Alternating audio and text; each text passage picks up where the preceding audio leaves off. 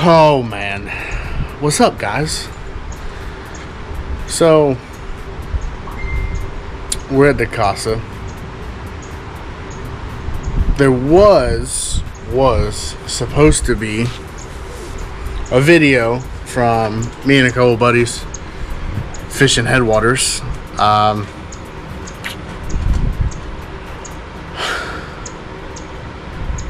Yeah, that's not happening. I went to transfer the videos to my computer to download or to edit everything, make a video. It was a good day. We caught, I think, 13 or 14 between the three of us. Well, I say between the three of us. Buddy Kyle caught one, lost two. My buddy Sean, who's never thrown a bait caster except for when we went out there last Thursday, caught two. We're very proud of him. So you'll probably see him a little more on some videos. Same thing with Kyle. Definitely see more of him. But anyways, so yeah, video. The files are too big to edit them, and the program that I wanted to use was too big, and I can't figure out a way to make them smaller. I'm not tech savvy at all. I'm learning all this. Like, we're 16 videos in. I think half of them I've actually tried to do something with. A couple of them were just trying to get how YouTube goes and how it works. But I've done some shorts, stuff like that. So I think I've got the YouTube aspect figured out, or the YouTube side of everything figured out. But doing the actual video editing and everything like that, I'm trying to do it off my work computer, and that's not really working out too well. So I'm gonna have to, bite the bullet and buy an actual computer. I don't think I'm gonna go laptop route. I think I'm gonna do desktop route. Hook it up to a TV in a spare bedroom I got here. But that's besides the point. We will eventually get it figured out, so videos will be a little better, because Lord knows I'm trying to make this work. My body hurts. I ain't trying to work for the rest of my life. I'd rather stand on the deck of this boat and get back problems instead of wearing a 35-pound vest every day. But you win some, you lose some. So this kind of video is just kind of recapping the last little bit of headwaters. The quality fish out there, I can't say quality fish, but it is what it is. So I figure we just kind of give a run over of this little dinghy that I've got here. It is the first boat that I've ever bought, so don't judge too much. Everybody that's watching these videos beforehand, eventually when this blows up, because it's not if, it's when, when this finally does blow up and we can make something of it, we will be getting rid of this little dinghy here and getting something new. I've had a couple things hindering that, but we are trying. There is no try, there's only do. We are doing. Okay, so first little boat that I've bought, we're gonna get you flipped around here. It's a 1984 Glass Stream. It's old. It's a lot older than me, but with some tender loving care, caressing its outboard, we've made it a little something. So we'll start.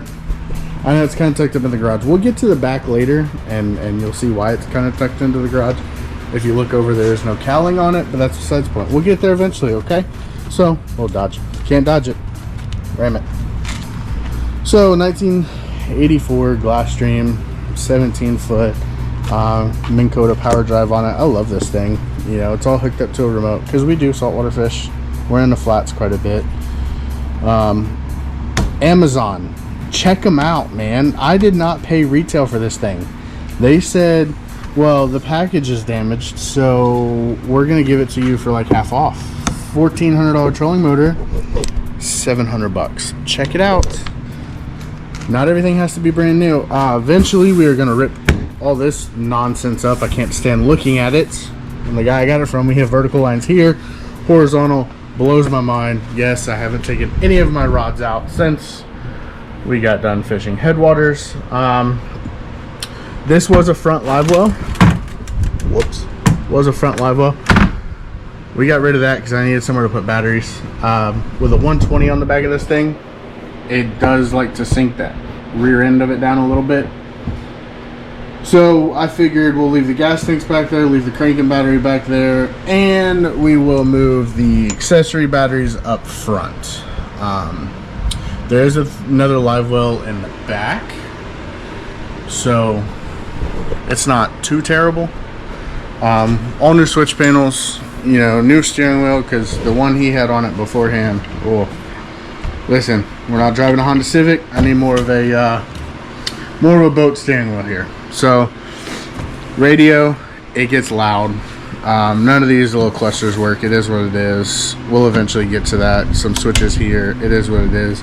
This was a voltmeter, just disregard that. So switches, I mean, it's not a bad little boat. Skywag, not a bad little boat. You know, we definitely put some work into it. You know, axle was bent on the trailer when we got it, so it was towing out real bad. 3-hour drive from like Palm Beach, Pompano area. You know, we made it, but it was a little rough. So not a bad little boat for what it's worth. You know, I paid $5 grand for it. It's pretty decent for what it is. Gets me out on the water majority of the time.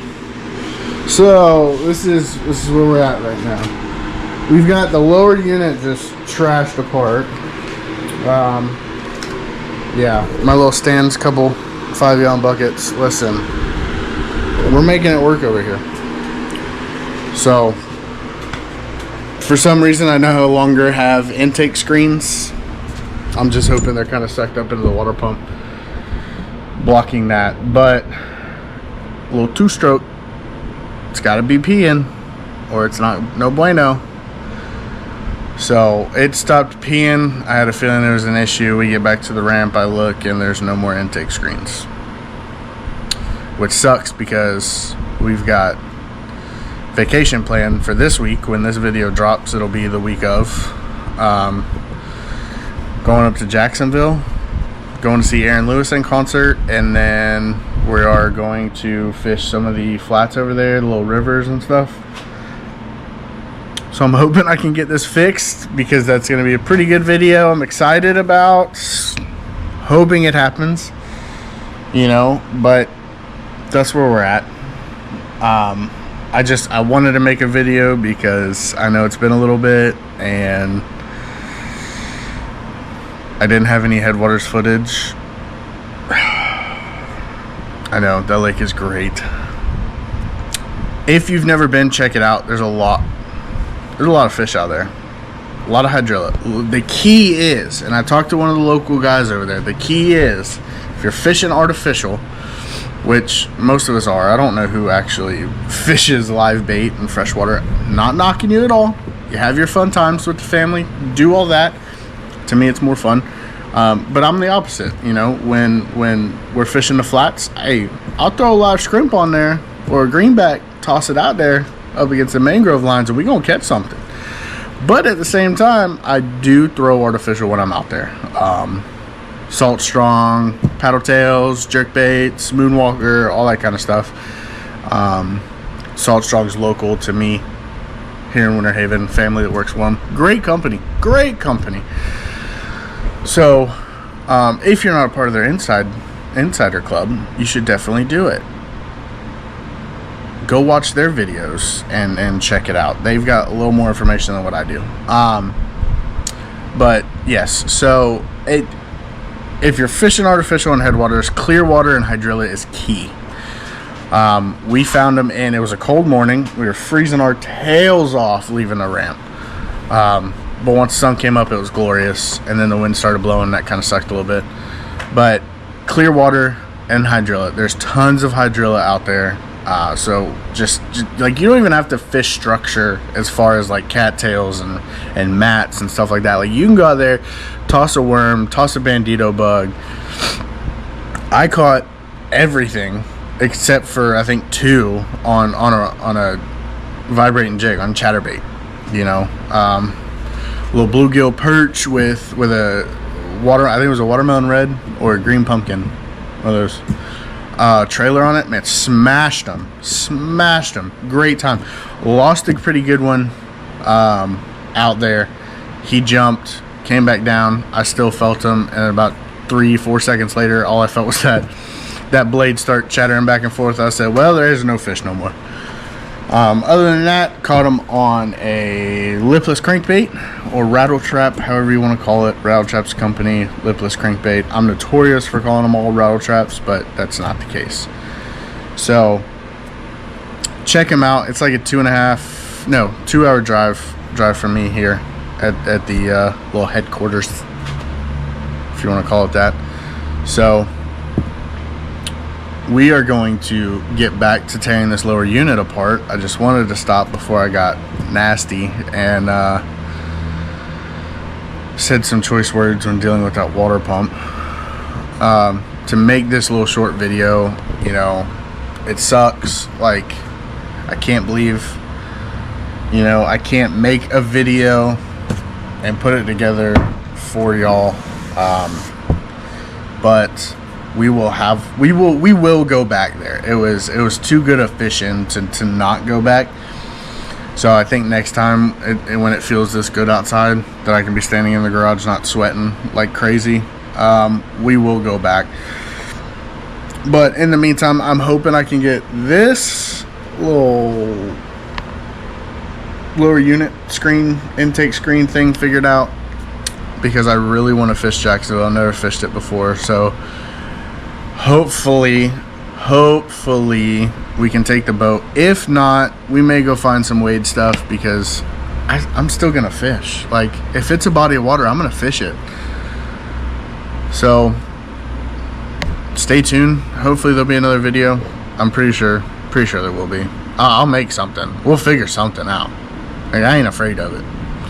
So, but as always, like, subscribe. Bleh. One of these days I'll be able to figure that out. Like, share, subscribe. Without you guys, you know, these videos aren't quite possible. So I'm doing it for y'all and myself. I kind of like it. But tell all your friends. Shameless plug, Lakeland Fishing Outfitters. If you are in the area, Lakeland, they are fantastic. Pretty good place. Cool people. So check them out right there on Memorial, across from Lake Parker. Can't miss it. Big building, big bass on the front of it. So stay tuned. We will catch up with y'all next time, and hopefully this motor's running like it should be. So peace out.